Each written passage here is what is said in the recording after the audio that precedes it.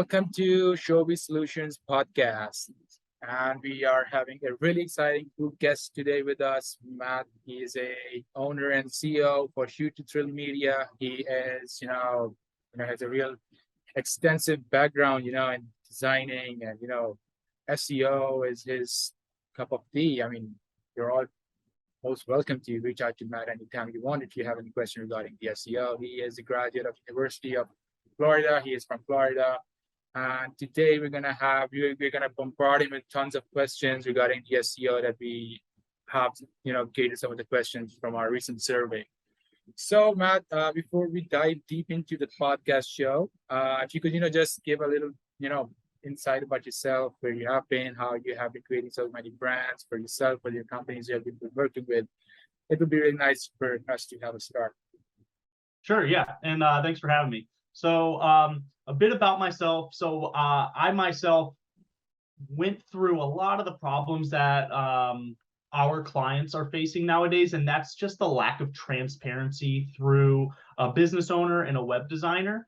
And so I decided to teach myself web design back in 2015 because I just saw that it was such an important skill to have, but two, I just felt like there was something missing when I was always communicating with a web developer. So my whole thing was, okay, I might as well learn it myself. And then I saw that pressing need for others as well. So that's why I decided to start Shoot to Thrill Media, was to create a transparency between web development and business owners. So now our main focus is that transparency. We build the website with the client. We work on SEO with the client. They see everything that we're doing, why we're doing it, and it creates this harmonious just ecosystem between business owners and the web developer, which is us. That's quite impressive. I mean, that's a huge gap that you guys trying to fulfill in. I mean, you mentioned that there's this transparency that you're working on. I mean, every time if you're without the transparency, when there's a huge gap, you can't understand what the developer part is saying and what's the requirement of the client, right? There's a gap between that you have to fulfill. I mean, how do you guys get into it? I mean, you still have a huge barrier among them, the communication gap you have between a developer and the business. How do you guys come over those points? Yeah, so and that's a great question. So the thing with web developers is they often are allowed to kind of disappear behind the scenes because I mean there's a computer, there's a distance between the web developer and the business owner. So what we always encourage is we want to get on video calls. We want them to see, hey, we're real people, we're business owners as well, we care about your business.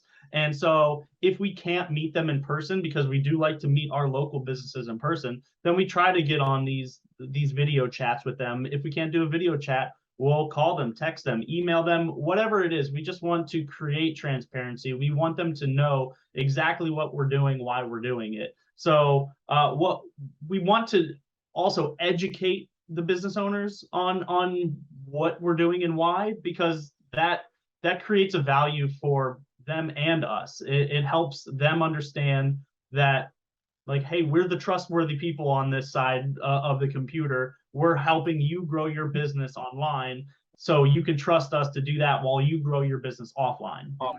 Exactly. I mean, you mentioned that video is one of the perfect medium, right? I mean, unless it's not a video, if it's a Google, if it's in a text phone, people barely realize that the other guys there's other guy on the computer end, right? Yeah. So what's the best thing do you think is the best tool that you have used regarding videos, and in order to convince them that there's a guy who's working with them side by side? How do you overcome that fallacy?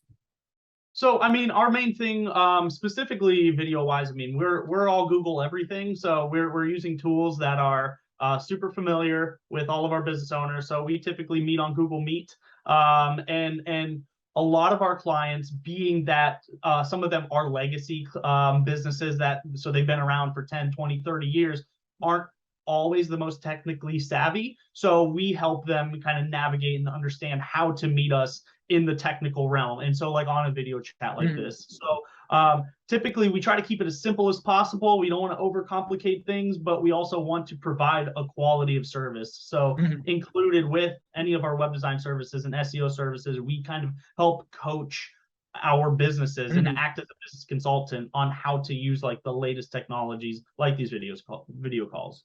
Okay, so I mean, your business is all about, SEO and branding, right? What's the most, when you're creating a brand using the SEO, all right? I mean, there are tons of working for SEO. There's the on page and there's the off page and the technical part of the SEO. What's the most, challenging part you have ever worked on with the client, either on off or technical aspect of it? Um, And so and yeah, keeping the design factor, because most of the times when we're working on the SEO, there are times when we don't work on the branding side.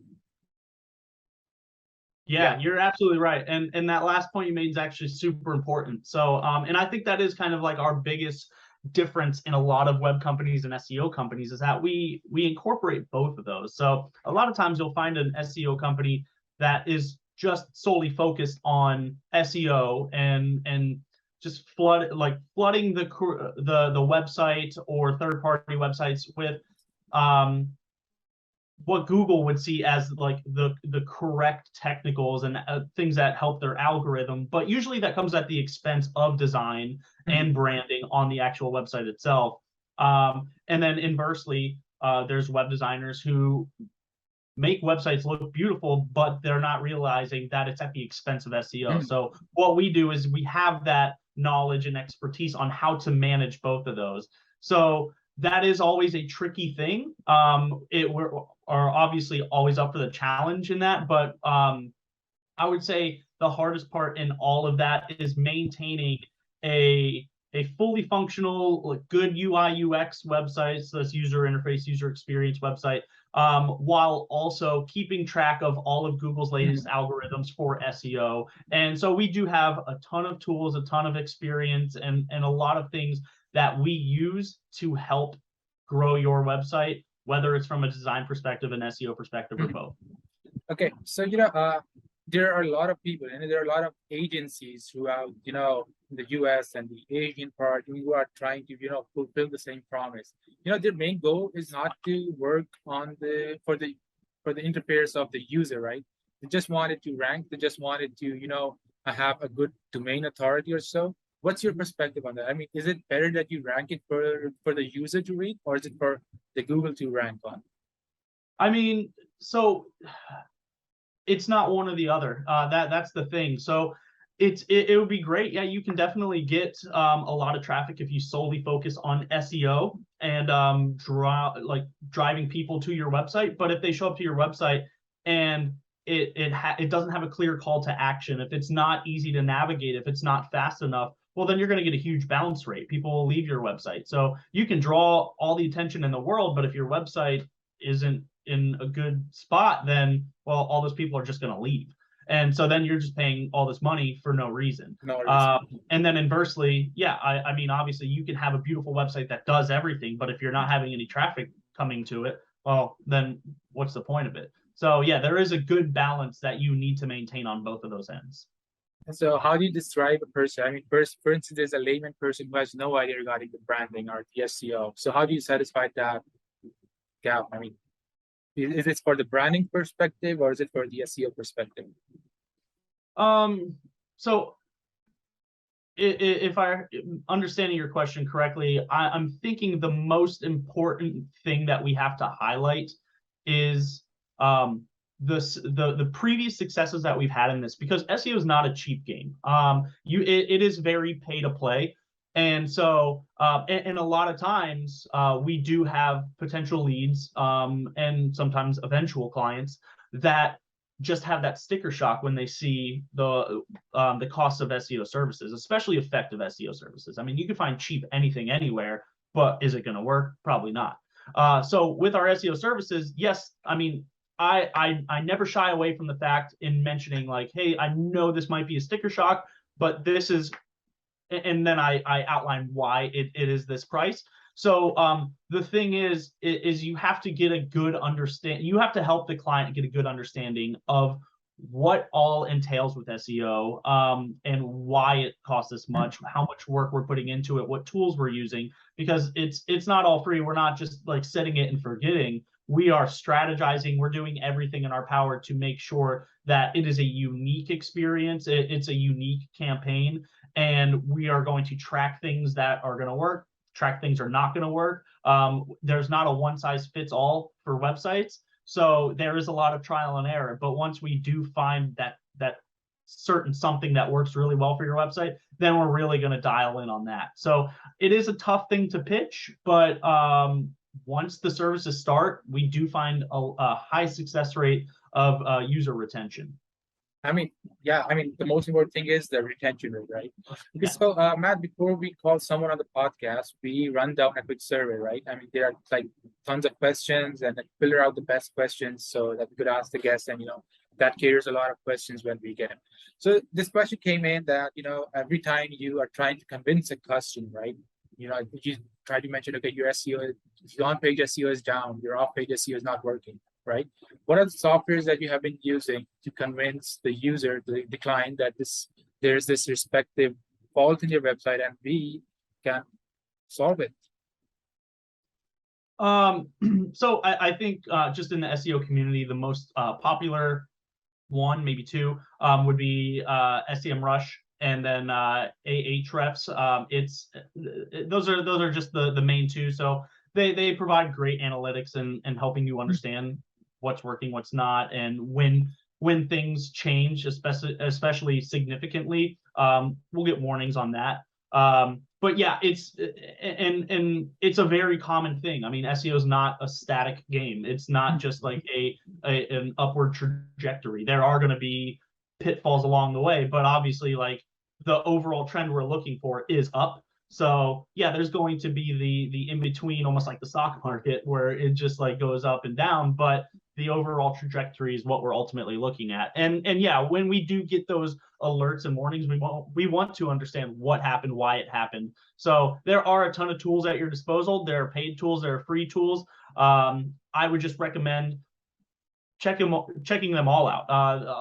A lot of them are the same in the sense of what they offer, but a lot of that is it comes down to your personal preference and what your goals are if you are an SEO agency. I would say SEMrush is the big gorilla in the room. They offer, I would say, the most vast amount of systems and just value, but it is more expensive than, let's say, Uber Suggest. So I would take a look at all of them, see what your price point works best with as far as like tracking goes, if you are an SEO agency. But yeah, there's tons of options out there. Exactly. So, Matt, I've been in the SEO for like 3 years or 4 years now. You have been in the industry for quite a long time now, right? I mean, what I've seen is since the last decade, I mean, the algorithms have changed, new policies have been arisen. Do you think that business websites have been affected in the last 20 years, or most impacted in the last 10 years? Yeah, I mean, obviously everything is impacted. I mean, Google can just from a flip of a switch change their algorithms, and everybody's websites are going to feel that pain. So yeah, they're definitely affected by the algorithm. I would say, I mean, even most recently, there was a large algorithm change at the beginning of the year, and we did see a steep, I wouldn't say like decline, but definitely a change in search results, traffic, and our rankings and stuff. And so the good thing about that is, well, probably everyone's facing that same problem. So it allows us to be nimble enough to make those corrections based on the algorithm changes so that we can quickly overtake the ones that don't make those changes from the algorithm changes. So the algorithm changes are actually very beneficial if you are active on your SEO. When a big change like that comes out, again, a lot of people will be affected, and it's about how you respond. And if you respond better than the rest, then it is a huge opportunity for quick growth. Exactly. Okay, so another question that we have is that it's just you just don't rank for Google, right? I mean, there are tons of other search engines around the globe that are working. I mean, for instance, there's a different search engine in Japan, in China, in Russia, and everybody have different search engines. So who do you think have to keep in mind while you're ranking? Either it can be Webmaster, it could be Microsoft, it could be Amazon, it could be Google, it could be DuckDuckGo. What aspects do you think are the most important, right, when we keep the SEO in top of our mind? Which search engine should we go for? Well, I mean, if you're going to want to pick one search engine, it's obviously Google. They're the big player. They have a vast majority of all the search, at least in the US.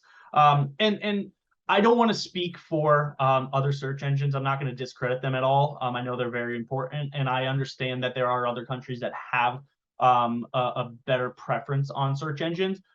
Unfortunately, that's not our focus. We're very clear about who we serve. Not every client is going to be a perfect client for us. So if we get a client that says, hey, we want to only rank in the EU, or we only want to rank in Russia, or wherever it may be, we will let them know, hey, we're not going to be the best team for you. We're not trying to be snake oil salesmen. We're not trying to be the perfect fit for everybody.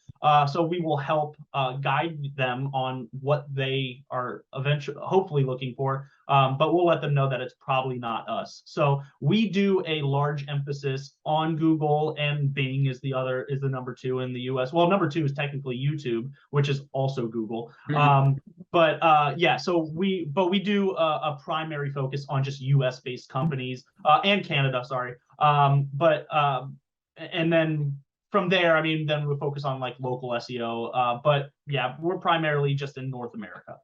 Oh, that's awesome. Okay, so we just have, just a couple of questions left. I mean, two questions. Sure. Another question is that, when we are trying to focus on the on-page factors, like there's a Yoast SEO, there's a meta description, and then there are slugs and so on. So what do you think is the most important variant in the SEO on-page factor? I mean, including these multiple top factors. I think one of the most important one is page structure.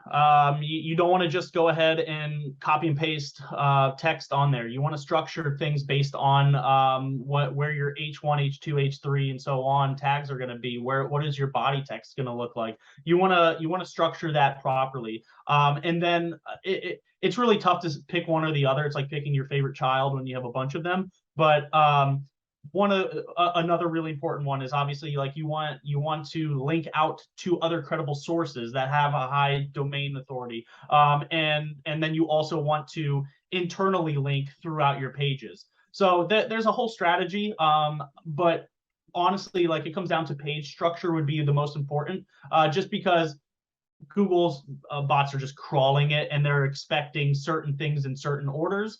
So if you're going to put a large emphasis on any one on-page item in particular, it would be the structure, primarily the text structure.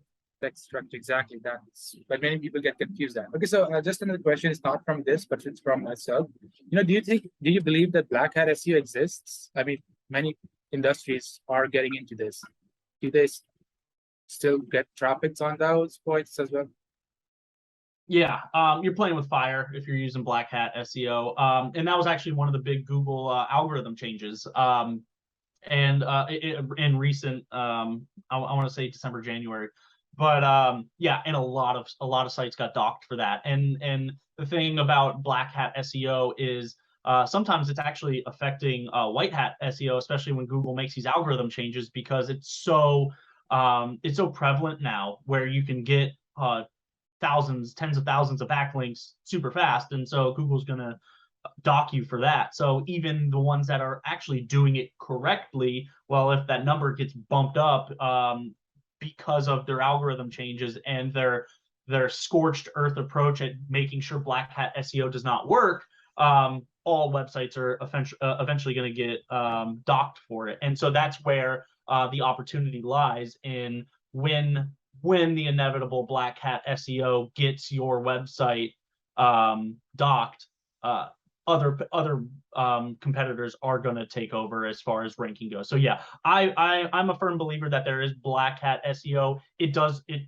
I'm also a firm believer that it does work in the short term. But SEO is not supposed to be a short-term game. It's supposed to be a long-term viability. It's a voting machine. People like Google basically wants to say, hey, you are everybody's showing that you are a viable source of this information that people are searching for, and so you should get ranked appropriately, versus these black hat SEO methods are like essentially just sending those fake votes to say, hey, this is a relevant website and it's coming from backlinks are coming from websites that are just popping up left and right that have no real relevance other than to just fake rank these Exactly. pages. Fake rank.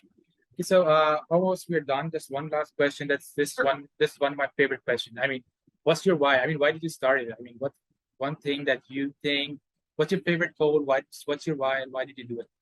I mean, shoot social media, why did you get into this? Yeah, What so motivated you? I am passionate about business. I love. I knew I loved business. I mean, through high school, through college, and there's just not enough time in the day to do all the things that I want to do as far as like business opportunities. So when I started Shoot to Thrill Media, I was like, oh wow, I can actually work with tons of businesses in tons of industries and consult on all of those, help them grow, watch how we can help them win, and basically be fill in the gaps where they're not successful. And typically we find that's online. So these business owners are great at what they do out in the field, but when it comes to their online presence, they're not always the best. So it is just a passion of business that really drives me, and being able to be the second half of that business in, again, so many different industries it's just an amazing feeling. And so and the other why is because I like, when we help these businesses grow, they stick around. So a lot of our clients, most of our clients, are long-term clients. They once they start with us, they don't go anywhere. They see the value. And that's the main thing. We want to continue to provide value, and I want to help the stigma that web developers are the shady behind the scenes people that can take advantage of others. I want to show that, hey, we are real people, we can be transparent, and we're good at what we do, and we want to see our clients succeed. So there's a lot of whys, but yeah, the main thing is I personally, and I know others in the business, we really want to see our businesses succeed that put their trust in us. Exactly. That's what it is. So Matt, what's the most, if someone wants to reach you out, what's the best medium they can reach out to you? I mean, it's YouTube, LinkedIn, Instagram, wherever. What's the most viable platform to reach you out? Yeah, I mean, that's the beauty. I mean, we're a web development company. We are really prominent on the web. So whatever's easiest for you, we'll meet you where you're at. We do have a pretty active Instagram page if you want to check out our website. I mean, you'll see a lot of these companies, they don't focus, they don't build, they could be good at something, but they don't drink their own tea. So their websites lack. Well, we love our website. Our website's great. So you can check our website out, hit us up on the contact there. You can schedule a meeting with me. We can have one of these one-on-one. I would love to meet you. I'd love to hear about your business and how I can help, how like do some business consulting. It won't cost you anything. If you want to do business with us, you're welcome to. If you don't, then that's fine. I totally understand. But I would say, yeah, check out our website, and then from there you can find where we're at, and meet me where I'll meet you wherever you're at, and you can meet me wherever I'm at. Great. Thank you, Matt. Thank you so much for tuning in tonight. Thank you so much for sparing your time and coming to our podcast. Like really forward to many other occasions to come together. And yeah. Yeah, Thank awesome, you. Shabazz. Thanks for having me. No worries, Matt.